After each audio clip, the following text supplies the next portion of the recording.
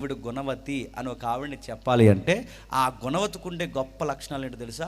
తన భర్తకి ఆర్థిక నష్టాలు తేదట. ఏ తల్లి అయితే తన భర్తకి ఆర్థిక నష్టాలు తేదో గుణవతి లక్షణాల్లో ఒక లక్షణం అన్నమాట. మాటలు అర్థమవుతున్నాయా?